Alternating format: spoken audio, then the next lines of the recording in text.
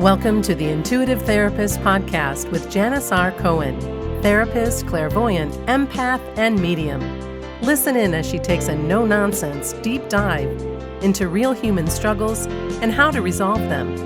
Janis will share channeled information from her spirit guide team, as well as the angels and archangels, to help you master your emotional, physical, financial, and spiritual destiny. And now, Janis R. Cohen. Hey y'all, this is Janis Cohen, the Intuitive Therapist, here on the Intuitive Therapist Podcast.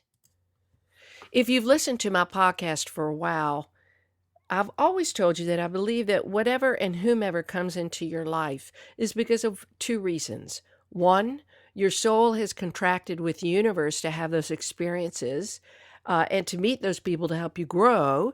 And the second is that every relationship you have is a mirror for you about you. Today, though, I want to add an additional belief that I have about the people that travel through your life. They serve an additional purpose, but not either one of the ones that I've just mentioned. Each of us has lived many lifetimes, and we have been opposite genders, opposite personalities, with a wide range of and variety of experiences.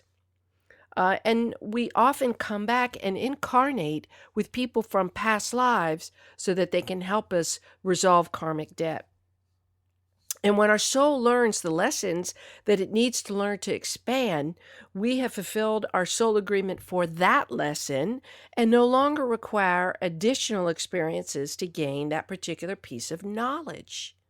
We just move forward into another experience or experiences that help us learn another lesson, and so on, and so on, and so on. Once we've mastered all of the lessons that our soul is contracted to learn from the universe, our soul will permanently rise and reside in heaven to do God's work from above. That might mean that we are on a spirit guide team of humans living on this earth. Still, our friends, siblings, family members, and colleagues who are still in earthly form. Or we're serving God in a different capacity to positively impact the universe as a whole. We could be training souls who need to return to the earth school, who are up in heaven. We could be teaching souls in heaven what they need to learn to help humans on a higher level. There is so much more to talk about in terms of what happens when we finally reach heaven's gates, but that is not what today is about. Today's episode, which is called You Don't Always Attract Who You Are, is teaching you about one very important reason why you're here on earth. In addition to learning and expanding your soul's expansion involves something else, perhaps something else that is even more powerful. Yes, we are on this earthly plane to learn what our soul needs to learn, to settle karmic debt, and to contribute to the greater good of society. All three of those things are for sure. But there's one more piece of service that we aren't always thinking about, but that exists. And that is why we attract people who aren't necessarily our teachers, but whom we teach and help. I found myself over the last several decades becoming more and more aware of how my small actions have a massive impact on somebody. I say this because I've been the recipient of small actions that have had a massive impact on me. Sometimes I can be in a shitty or sad mood, and I'm wrapped up in my own shitty thoughts and very self-focused. Sometimes deep thinking takes me down a rabbit hole. I don't know about you, but I get stuck there every now and then. So I could be in this space, and then I go out and about and encounter somebody who shows kindness in spite of my energy. Perhaps somebody opens a door for me, smiles at me, or asks me how I'm doing, and they really mean it. Sometimes somebody will call me and make me laugh or just listen to what I have to say without trying to fix things, without trying to fix me or trying to tell me what to do. I may drop something and somebody will pick it up for me. Simple things like that can yank you out of the self-absorption. And a lot of times it's kind of like all I need. Those things serve as reminders to me that I need to get present and refocused. A welcome relief every single time it happens. Did I attract that? The law of attraction says that we get back what we put out. Like attracts like. But my energy wasn't so good that day. How did I get on the receiving end of all these kindnesses and all of this compassion? Now, let me pose a few questions to you that you two have probably wondered about. How about this? What if you're kind and you attract mean-spirited people? What if you're honest and you attract liars? What if you're loyal and you attract cheaters? What if you're God conscious and you attract the ones whose heart is hardened with disbelief? What purpose do those people have in your life and those experiences have in your life? Yes, we are always on the receiving end of learning from people who serve as mirrors for what we need to shore up within us. And we need to pay special attention to those people and circumstances that offer us frontline learning. So don't ever dismiss these types of experiences. Take the moments, ingest them, dissect them, and learn from them, as they are always the teachable moments. But you don't always attract what you are, my dear. You sometimes attract people who are in desperate need of what you are. So the mean person might be in need of your kindness. The cheater might be in need of your loyalty to turn their way around. Liars may benefit from your honesty to help them begin to practice it themselves. Granted, everyone has their own crosses to bear, and divine timing and soul contracts are always at play when we choose or don't choose to take advantage of teachable moments. And y'all know this, our free will is always available to accept or reject a learning opportunity.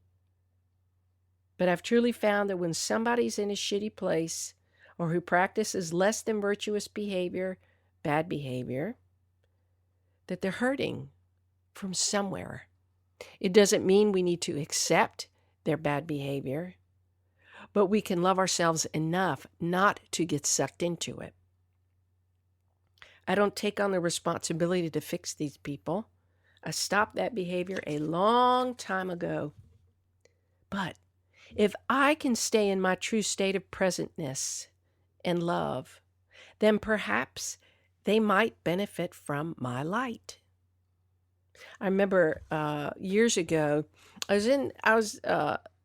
live in Sandy Springs, in Georgia. For those of you who do not live in the state of Georgia, but I live in this area of town, and we have this Super Target, and it has all these restaurants and stores around it. I was out one day a couple of years ago in my car trying to find a parking space during lunchtime because I wanted to go into Panera Bread and get a yummy sandwich. Well, I'm waiting for this woman to pull out, and all of a sudden, all these cars are piling up behind me waiting. And the woman behind me, she's getting really pissed off, really, really, really impatient, beeping her horn. Like, you could see her giving me the finger, screaming at me behind me. And so I waited. I was guided to wait, let this other woman pull out in front of me. I pulled in. The space next to me opened up as well. So the really pissed off lady behind me pulled in next to me. And God came over me. I swear, because I can haul off and give somebody a good talking to when I'm pushed. But all of a sudden, this peace came over me, and I heard a voice say, "Be nice, say thank you." So I got out of my car, and she was pissed, getting ready to yell at me. And I looked at her and I said, "Thank you so much for being so patient. I know you were waiting for a spot." And she stopped in her tracks. She looked at me in shock. And I said, "I hope you have a wonderful lunch. Thanks again for your patience." And as if I was an alien with 10 heads, she went, "Thank you." So I realized in that moment I had choices. I could haul off and use nasty language at her, be mad at her. We could have gotten into a fight, although I don't really want to fight anybody, but we could have. Or I could have done what I did, which was show her grace. And it was beautiful.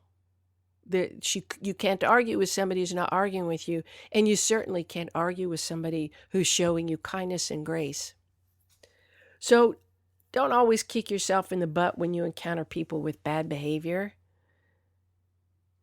You will always, yes, have something to learn from everybody who crosses your path.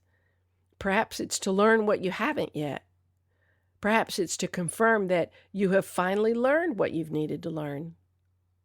Perhaps it's because your light is so badly needed in the world, like that woman needed my light, that God sends you those who are in need of what you naturally have within you because their tank needs to be filled up. Stay positive. Stay present. Don't take life personally, and give love before anything else. Kindness and compassion go a long way and is much needed, especially now, especially to those who are in need of an infusion of it. I wish you a wonderful day, a blessed week, and as always, live intuitively. Thanks for listening to The Intuitive Therapist. If you like what you heard, the best compliment you can give us is to share this podcast with a friend. And be sure to give us some stars and a favorable review at Apple Podcasts or wherever you listen in.